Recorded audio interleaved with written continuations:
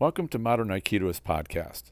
My discussion today is with John Thompson of Aikido University, the new online Aikido learning platform. Before we start, I want to thank everyone who has supported the show, and in particular those of you who have contributed to the PayPal tip jar. The likes, subscribes, and shares help a great deal as well. I enjoy bringing you this content, and the contributions help cover the expenses for doing so. Another way you can get more content is to join the Spirit Aikido Online program. There are more than 110 videos in the program currently, with new ones added every few days. Subscribers get access to video training and mentoring to techniques and training methods that I've adopted from other martial arts to make my Aikido more practical. In the most recent videos, I cover a variety of heel hooks and how to train them. I've also added videos on the fundamentals of kite and nage and variations for dealing with punches. Coming up are defenses from a variety of kicks. There's a link to the program in the description. I invite you to check it out. This is the full-length discussion that John and I had regarding the course I put together for Aikido University, called Aikido-Based Self-Defense. I had a great chat with him about it, and I hope you enjoy our conversation. And welcome to another episode of All Things Aikido. I'm John Thompson out of North Texas, and today I'm very excited to have Tristan Shermack from Spirit Aikido. And we're having Tristan on today for more than a few reasons.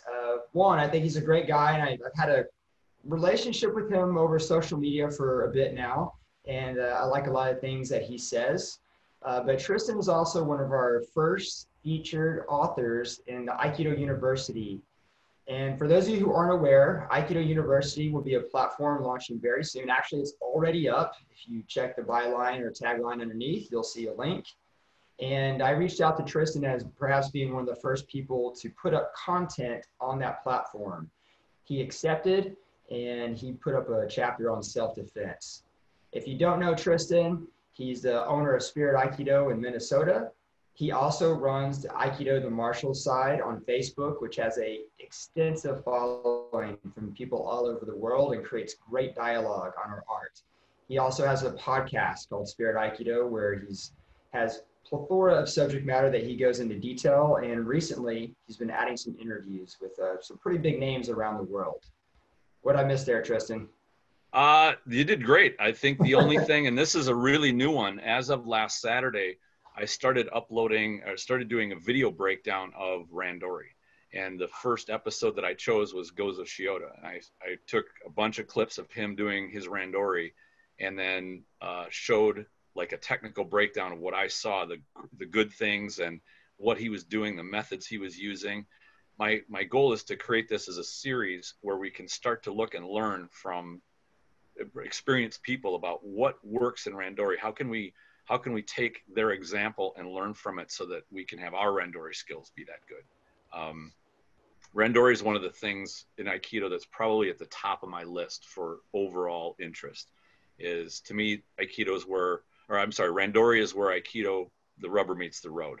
Like that's the pinnacle of having your Aikido really work. And that was interesting because when we first started talking and collaborating with your project, Randori was one of the subjects that came up that you were very interested in making a lesson plan for. But I think you decided to maybe start a little bit more base level with your project. But I think that what we're going to see is there's going to be a building to that. So tell us about what you decided to focus in on for your first lesson in the Aikido University. Well, firstly, I was very honored to be asked to take part in that project, especially to be one of the first people in there, instructors in there. And it was fortuitous because last November, I started a Spirit Aikido Online program. And I started doing videos about last July or so. I started filming them. I wanted to get a number of them in the can so that I could go live. And I wound up going live November 1st. But within there, I wanted to take the approach that I think was the biggest change in my Aikido as my Aikido advanced. And that is after I opened my dojo and I started having my own students and having responsibility for my students. I mean, when I was assistant instructor to my own instructor, obviously I had responsibilities to his students, but I was working within sort of the parameters I was given. But now that I had my own dojo, I thought, these are my students. What am I going to do when it's my name on them. Essentially, it's my responsibility to build the skills in them. And I took a real hard look at that. And, I inherited a curriculum from my instructor in the organization that I was in. And I had great respect for that. I still do have great respect for everything I was taught. But I thought, if there was one thing that Aikido as an art overall tends to have, is the belief that you need to study it for 10, 12, 15, 20 years before it's really useful to you as a martial art or as self-defense. In fact, I asked around every seminar I'd go to. I would ask instructors, senior students. I said, you're a black belt. How long did it take of training for you before you felt like if someone came up to you and got in your face or started swinging at you, you would feel comfortable handling them, like from a self-defense standpoint? And the lowest number I got was about 8 years to 10 years. Most of the time I still am not comfortable. And this was after practitioners have been studying for 15, 20 years. At least they were being honest. Right. I never heard it about a year. I never heard 2 years. I never heard, 6 months. And, then I go back to Bruce Lee's statement. He says, you go train boxing for 6 months and wrestling for 6 months, and you will probably beat somebody who's been practicing martial arts for 5 years or more. I don't remember the exact number of years, but somebody who's got a lot more experience. And I thought, then I also looked at, for example, Brazilian Jiu-Jitsu or wrestling or boxing. And if you start any of those within 6 months, you'll have some pretty solid basic skills for defending yourself. And I thought, boy, there's no reason that Aikido can't do the same, or at least get in the same ballpark. We're a martial art. We should not have to answer a potential student with saying, it's going to take 8 or 10 years, because we're in a world now where people don't have that kind of patience. They would like to see some results. And I don't think that's an unreasonable expectation. So I started looking at, all right, well, how would I go about reforming my curriculum, especially focused on those first 6 months with new students, to get them some reasonable self-defense skills. And of course, like with any military technology or any conflict technology, it's based on, well, what's the threat? If you're going to design a defense, what's the offense you're trying to protect against from it? And it has to be formed on that. Of course, a lot of the Japanese arts are based in sword. I'm like, well, we're not going to really be dealing with swords. That's not really what our modern threat is. So, all right, well, let's change it around. How about, then I went right down every single thing. Shomanuchi attacks, Yokomanuchi attacks, all the stuff that I was taught. Like, are these good representations of what somebody is really going to run into? And my answer generally was, well, not really. Well, what are they? Haymaker punches, sucker punches to, like a right cross or jabs, leg takedowns, body locks, tackles, these types of attacks. Yes, grabs are part of that. And I think Aikido has got grabs nailed down probably better than any other art, maybe except for catch wrestling. But why not say, and basic kicks, and I'm not talking, high flying Taekwondo kicks. I'm talking somebody's just going to Muay Thai kick you in the thigh, because that's, anybody can do that. That's a great, and it's a devastating kick. So how about I form a basic curriculum on the fundamentals of some of these things? And I had to omit a few, because we only have 6 months. These are brand new students. So I didn't try to cover all of the bases, but I started adopting, how do you deal with a haymaker? How do you deal with somebody coming up and just giving you a bully schoolyard shove? How do you cover things like a clinch? That was a big one that I wanted to include in there. Somebody walks up and gets in your face, you hold your hands up, they press in on you and grab you, and now you're in a clinch. Like, that could happen before you even think that anything physical is going to happen. So I wanted to have some answers for the students that could get them comfortable with these kind of real world, highly likely attacks that they might experience. And so that's how I reformed the test. And I took some of the stuff that was on my old traditional yellow belt test, because I think these are things that are important. Things like Ikkyo, Nikyo, and not because Nikyo I think is a tremendous self-defense tool, because it's pretty specialized. You got to be good at an Nikyo to get it to work. Like, this is not something you just pull on somebody real quick after you just learned it like a month ago.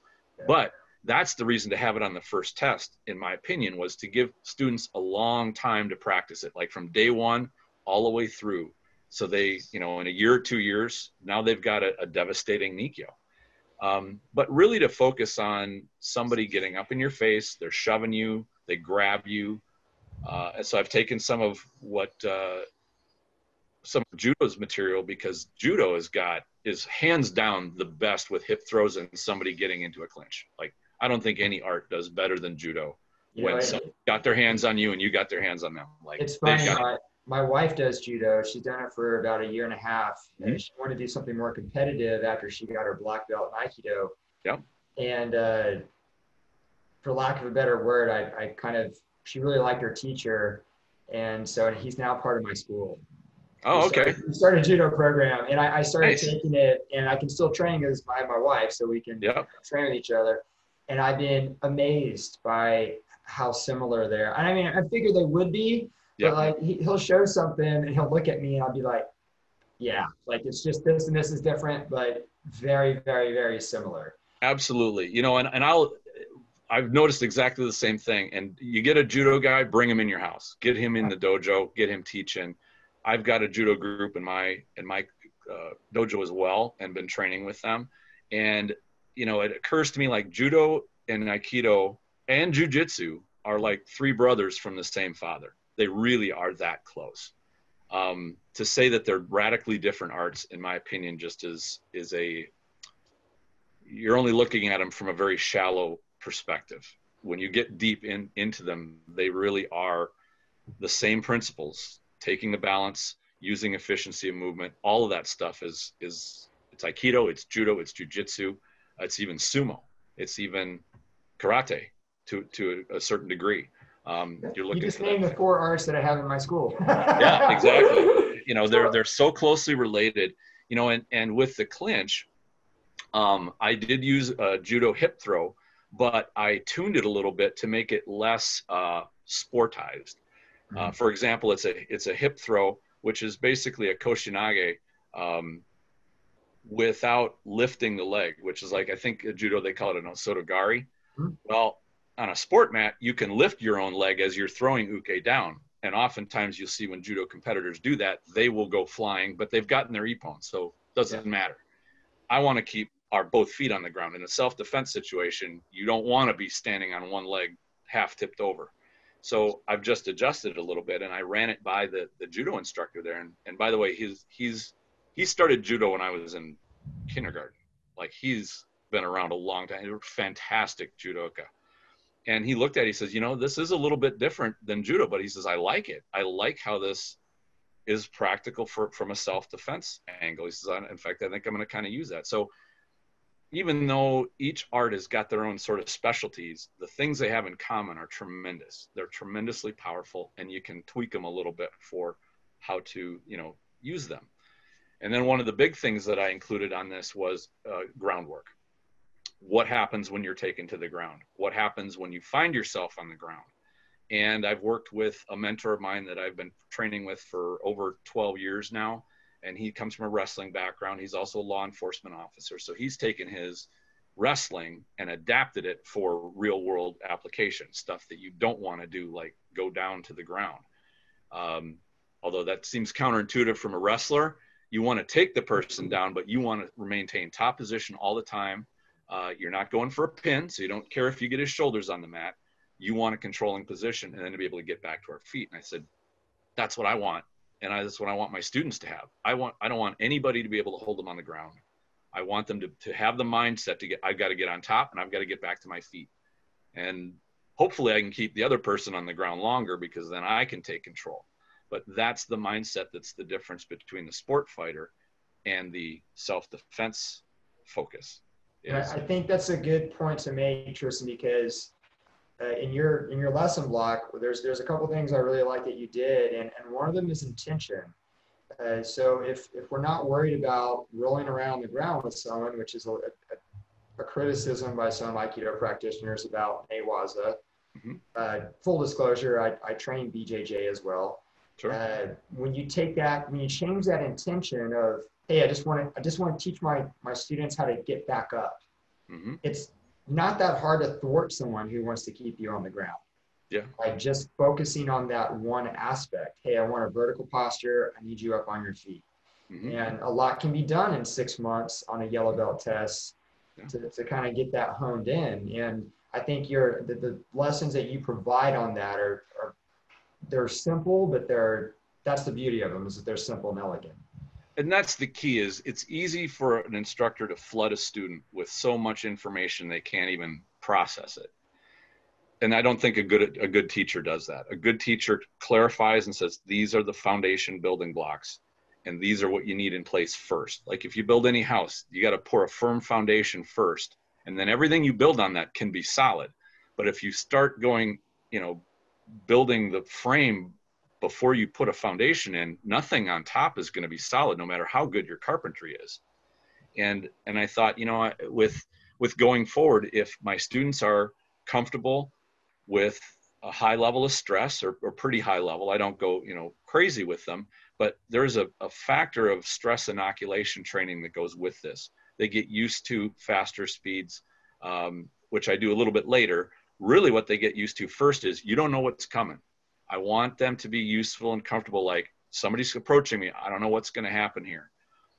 And you give them a few simple solutions for how to deal with that. And you saw within the content, we were using head covers and foot shifts, moving the body. You get those two in place, and most of the things that are going to come at you are going to have a hard time getting to you. Because that's rule number one in my dojo. Golden rule: don't get hit. Do whatever you have to do to not get hit. And because the conflict is still going. If you're still standing, you got a chance. But if you get hit, your chances drop dramatically. Solving that problem is simple. And you do a good job in your lesson of it's very sequential. I haven't seen it in a couple of weeks, but I want to say that one of the first lessons is just how to give a shove. And yes. That use of extending your energy forward. And that's kind of a uke issue, but it also comes up on the nage side as well. And then everything you kind of do after that just is a building block off of that. So I appreciated because I'm a teacher, a master's in education as well, I appreciated that there was a very linear progression there. Exactly. And what I didn't explain in that video, at least went in depth with it, is I actually got that from a friend of mine who is from a martial background. He's a Muay Thai fighter, like a sport fighter. Professionally, he's a bodyguard bouncer. When Katrina happened, he went down and was on site to provide security in New Orleans. And we got to talking one time after he came back, and he says, Tristan, he said, probably the most single useful tool that anybody can do is a powerful shove, just to get somebody away from you and create space. He says it's not sexy. It doesn't make you feel like a total badass, but when you need space between you and somebody else, boom, if you can give a hard instant shove with your whole body weight, he said that tool is so useful. And it doesn't matter if you're a bouncer or just somebody wants to get somebody out of your face who's just walked up on you. Just being able to drop that body is a huge thing. And you're right, it is important from an uke standpoint. If I'm training against a bully or somebody, a thug that's going to come up and shove me, I don't want a half-hearted, like little light shove. I want a good, powerful shove so that I can deal with that. And that's why in the program we do that. I think I call it the two-handed shove, Irimi pushback, where somebody comes up to give you that shove and you plant and you send them sailing backwards. Very simple, not complicated, but I think it's crucial. It's one of those things that very likely might happen if somebody comes to try to push you around. Yeah, we even see that whenever you're in your chapter on the Haymaker, that entry in, it's really the same thing. You're yes. You're seeing the situation, you're being in the moment, and everything's just forward. There's a unified body behind it. It was very clear. I was like, yeah, you did that in lesson 1. Now we're seeing it in lesson 15. Exactly. And the internal stuff is there. If you branch out with students at a later point where you talk about how do you plant your weight, how do you connect with your center to your base, and how do you extend all that stuff is in there, but you don't overwhelm a student with it. You say, I just want you to shove hard. Like, that's all. It's simple. You don't have to baffle them with the mysticism part. Just get it to you're planted, you're solid. You get somebody away from you. And the same thing with the Haymaker. And this is probably one of the biggest changes I made with the Haymaker is I broke away from the formula of here's the technique, here's the attack that's going to be thrown on you, and here's the exact technique I want to see all the way through to the pin. Because it sets a program in a student's head. And it's fine to start there. But in a live situation, you're not going to be able to run that full program. Other stuff's going to happen. And so this is the method by which I say, all right, the Haymaker is going to start. Here's how you stop from getting hit. Then you need to see what the conditions are for how you finish it. And this is where Uke's role gets more complex too, because Uke shows different types of possibilities that could happen after Nage intercepts. And so there has to be a constant visual check by Nage. All right, what's happening now? How do I adjust? Or what do I need? How do I end this based on what I'm seeing right here? So there's an adaptability bit. And I don't do all of the techniques this way. This is one of two of them that I do on that yellow belt test. But it plants the seed in the student's mind of, I've got to be on the ball throughout this whole thing. I'm not just running a program beginning to end. I've got to be ready to adjust to whatever happens that Uke's doing that I'm not predicting or I'm not expecting. There are subroutines. The choreography part. You start there, but you can't stay in that choreography zone the whole time. I like that. A lot of people would say, Nage is in control, and something I try to impress upon my students is, no, really, Uke is the one determining what's going on. Mm-hmm. And if they shift, then we have to shift with that. Right. Reaction is slower than action, and they attacked us, so they initiated the action. And they can try to maneuver things in the middle. I mean, yes, Nage wants to take control. You want to take Kazush. You want to get into a positive position. All that's the ivory tower ideal. Like, if you do everything right, that's how it should go. But what if it doesn't? And that's the thing. And I found my students warm up to this really well. Like, even ones that have no martial background, no athletic background, when you lay it out clearly, they really enjoy it. And I think this is something that it's easy for people, I think, practitioners who have gone through the formula and do that over and over and have done it for years, and that's their comfort zone, can kind of go, wow, I think going away from that would be really scary. Like, would anybody like it? They think they probably wouldn't. Maybe they'd be too overwhelmed or too scared. Well, you might be. But if you present it in a way to say, this isn't scary, it really isn't. Let me just show you how it works. And we're going to build on it slowly and simply. But if you get used to it, it's not scary at all. Or hey, it's scary. Let's deal with that. Let's talk about that. Right. Let's talk about exactly. that fear management, because you're going to have to get past that to get to any answer that you have. Yeah. And one of the things that I noticed for many years was along this exact same line was how many instructors and dojos and organizations that would take Randori and say, we're not even going to teach you that until you're brown belt. Well, what effect did that have on the students? They said, well, I got to do all this hard training, and for years before I'm even ready for it. Like, my God, how terrifying must that be? And they spend years in their mind building up, wow, everything as good as I am now, I'm not even ready to start learning it. So you take years and you build this huge wall of fear in their mind. And now as a teacher, you got to tear it down. And they take on the same, and I've seen this happen a number of times, where you say, okay, well, you're going to train for 3-4 years, and all you're going to do is paired kata, and you're going to do it, what the attack is, and you're going to go through it, and you get good at it. And they say, okay, now I'm going to take two people, go. All right. And so the student uses the same formula he used with the kata, tries to do it in a Randori, and it's a car wreck. It's the wrong formula. You can't, it's kind of like using a wrench to pound in a nail. You could do it, but it's really not the tool for that job. And second lesson plan is going to be Randori then. Yep. And this is the thing, like, I've developed my outline, which isn't even complete yet, but I've got basically like 3 large programs that are going to be, staged, because there's a lot to it. But, and I'm very passionate about this, but I realize this is going to be a pretty hefty piece of work. So there's on going that, to be a lot to it. Yeah, on that, tell me, why do you think it's important or is it important for us teachers now and where we're at with our art and with technology. What do you find the advantages of having, video and plug and play lessons on a format like Aikido University, or you have an online service on your website, which we'll bump below? And what do you think are some of the pitfalls? Like, what are some of the pluses, minuses to that process? Sure. For the longest time, I very much counted myself an old school traditionalist and saying, you can't learn a martial art through video. Like, forget it, ain't gonna work. Well, when I was younger, what it was is you saw an ad in a comic book or, some newspaper or something. You say, I'm gonna send away for a book on how to be a ninja or, whatever it was. And of course, you order a book and you sit there, you're not gonna learn anything from reading the book. And the same kind of thing held true with video. Basically, you'd have some technique videos and you'd send them to somebody who had no experience whatsoever, probably no training partner, unless their brother or, one of their kid friends wanted to go out in the backyard and kind of look at the pictures and go, all right, well, or look at the video and go, how do we do this? So not a good way to learn. However, I'm having to revisit my thoughts on video.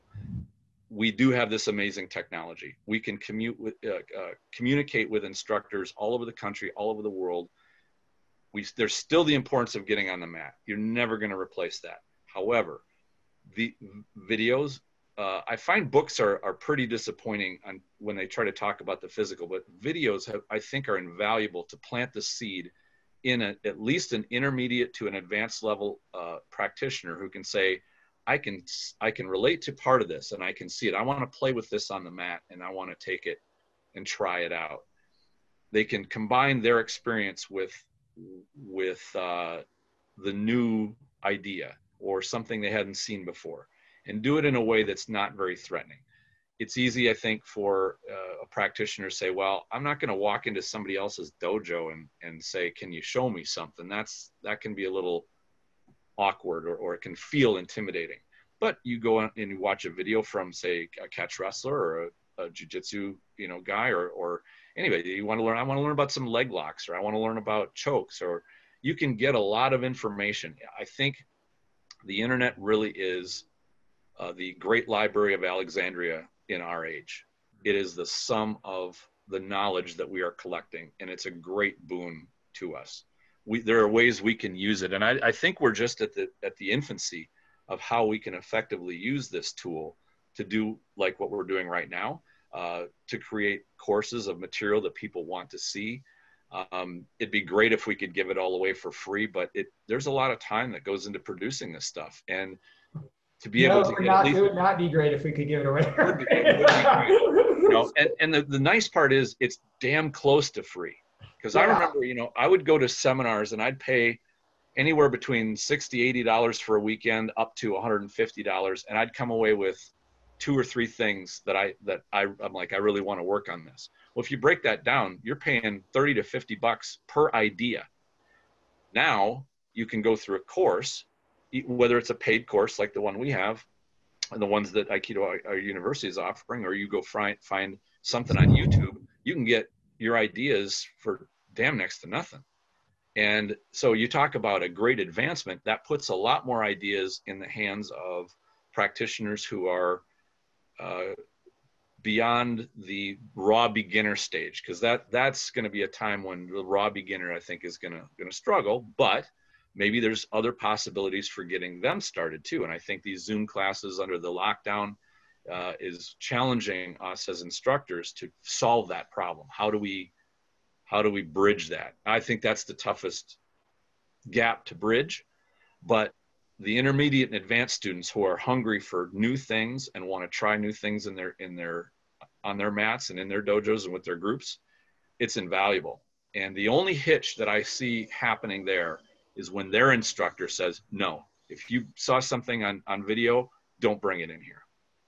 And there's some old school instructors that'll do that. And I'm sad to say, you're holding back the art. You're holding back your students. You're holding back your own development yourself. You should be out there aggressively seeking more knowledge, greater perspective, try new things, because any living thing is either growing or it's dying. And if you're not growing, then what's left? So Yeah, I think How that's I a view really my art, and that's how I view myself, you know? I think that's a really important idea. And I know for me personally, I try to learn things with my students. Yeah, absolutely. So I'll introduce stuff to them, and this may be heresy for some people, and they'll look at me and they'll ask a question and be like, let's just keep trying and think about Yeah. it. And I may even have an answer for it, but I'm still mulling it over in my head too. And they look at me and I'm like, guys, I'm learning this with you. And they're like, but you look like, well, yeah, I've been training for a long time. And like you said, I'll be able to parse out things a lot faster. But I feel like that playfulness, you pass that on to your students. You do, and that's something that I take on myself. In fact, I tell my students that my goal is to make your Aikido better than mine. I want you to be at least as good, bare minimum, but even better than I am, because then I'm going to be learning more from you.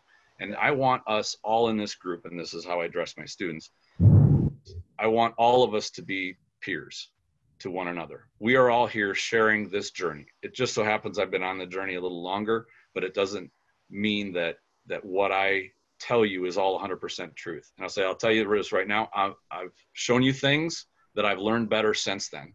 Yeah. And my goal is to be totally honest and say, you know what I just showed you last week? That was wrong. I found something better, and here's what we're replacing it with. And what I found from students, and I think a lot of instructors get caught in this trap of, I need to be perfect. I need to be the shining God that bestows knowledge upon my hungry minds. And they reel against any idea or showing any mistakes. They don't want to show any weakness, nor do they want to show any ignorance. I've taken the opposite approach and say, I want to know ignorance. I want to know mine, and I want it purged. And if you spot it, you let me know. If I spot it in myself, I will openly admit it and say, because I don't want my weaknesses and ignorance to be your weaknesses and ignorance. So let's solve them together. If you have a question, please lay it on me, because I've learned more from being asked those questions from students than I have from my instructors. And even ask those questions myself, like, why do I do this? Why was what I was shown the best way to go? It's easy to fall into that program of, I'm doing good because my instructor said I'm doing good. And I just watched, it was Christopher Hines' video on, he was kind of breaking down the pins. Oh yeah, I saw that. About, okay, you get somebody down in an Ikkyo pin, and can they roll out of it? Can they squirm and get out? And that would be heresy in many dojos. Like, you would not insult your nage by rolling out of a pin. Of course, that would be, a total breach of etiquette. I've asked many times, I'm like, can you get out of this? Or I'm going to do a technique on you. I want you to do everything in your power to keep me from doing it. And it will often fail. But boy, do you find out so much when you go through that. And no, you're not ripping people's arms out of their sockets or having to go that intense where people are getting hurt.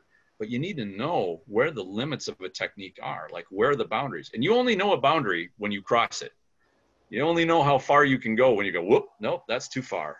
And yeah, you said earlier about intention. Like, that gets back to the teacher saying the intention of what we're trying to do here. It's not people just being jerks and trying to resist techniques. It's right. Okay, we're going to see where this breaks down, where that boundary is.